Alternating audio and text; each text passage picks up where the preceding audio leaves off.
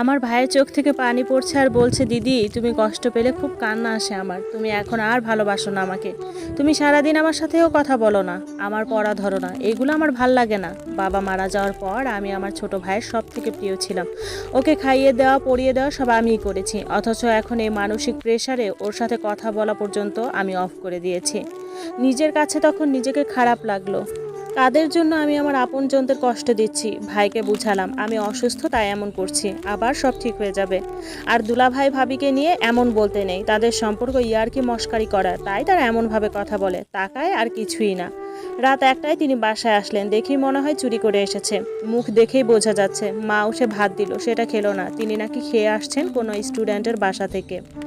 আমিও খাটের উপর বসে আছি, আমাকে বারবার লাইট অফ করে ঘুমানোর জন্য বলতেছে, বাট আমি আজ ঘুমাবো না, তাকে কিছু বলবো তাই সুযোগ খুঁজছি।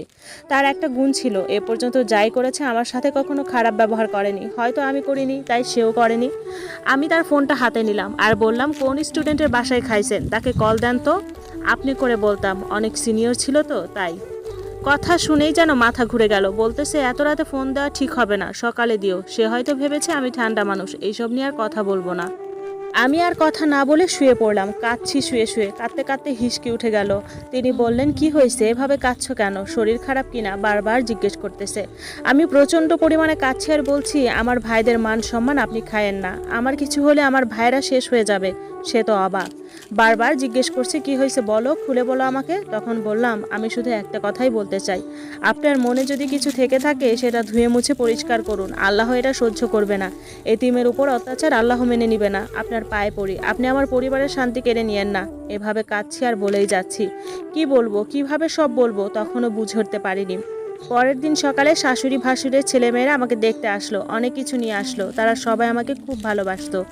বড় খুবই ভালো ব্যবহার করতেছে। বিকালে সবাই বসে আছি, এর মাঝে ভাবি বারবার ওর ফোনে কল দিচ্ছে, আমি হাত থেকে ফোনটা নিয়ে রিসিভ করে রেখে দিলাম।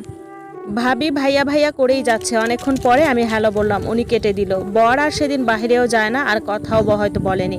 ভাবি রাত 9টার দিকে আবারও কল দিচ্ছে, উনি রিসিভ করলো না। আমি শাশুড়িকে বললাম, আপনার সাথে আমি বাড়িতে চলে যাব, ওইখানেই ডেলিভারি করাবো। শাশুড়ি তো খুশি, কিন্তু আমার মা তো কিছুতেই যেতে দিবে না এই অবস্থায়। বর হয়তো বুঝতে পেরেছে আমি তার কুকীর্তি বুঝতে পেরেছি, তাই সে সেদিন রাত থেকেই স্বাভাবিক আচরণ করছে, বাহিরে থাকে না, সকাল সকাল বাসায় চলে আসে, আমাকেও অনেক কেয়ার করে। হয়তো আমি তাকে বোঝাতে সক্ষম হয়েছিলাম। আমিও ভেবেছিলাম সবার মান সম্মান ঠিক রেখে এর একটা ফয়সালা হোক, ঠিক তাই হয়েছে, এটাই ভেবেছি। 10 দিনের মতো ভালোই কাটলো। এর মাঝে ভাবি আমার ফোনে কল দিয়ে বলতেছে ছোট ভাইকে পাঠানোর জন্য, খুব রাগী কণ্ঠে কথা বলতেছে।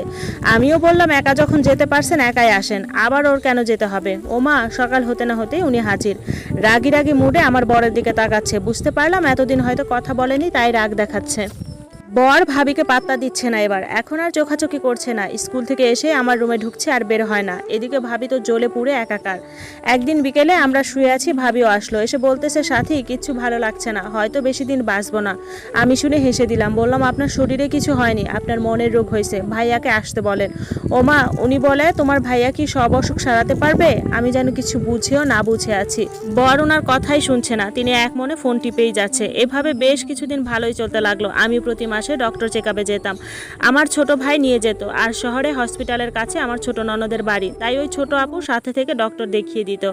আমাদের বাড়ি একদম গ্রামে, শহরে যেতে প্রায় 3 ঘন্টার মতো লাগতো। সেদিন ডক্টরের অনেকগুলো ওটি ছিল, সবগুলো সিরিয়াস রোগী, তাই আমাকে দেখতে দেখতে রাত 9টা বেজে যায়। তাই ননদ বলল, আজ আমার বাসায় থেকে যাও, কাল বাড়িতে যেও, আর এত রাতে গাড়িও পাবে না। আমার মন সায় দিচ্ছিল না, কেন জানি ছটফট করতেছিল বাড়িতে যাওয়ার জন্য, কিন্তু কোনো উপায় নাই, তাই থেকেই গেলাম।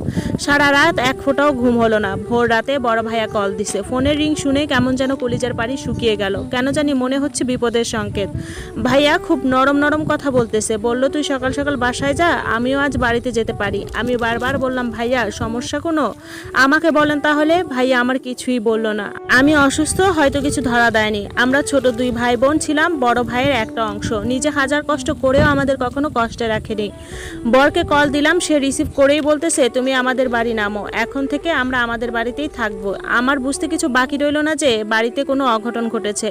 সকাল সকালই চলে আসলাম বর স্কুলে, বাড়ির সবকিছুই স্বাভাবিক। ভাই পরের দিন বাড়িতে আসলো, ভাবির সাথে কথা বলছে না, মনও ভালো নেই, মনমরা হয়েই আছে।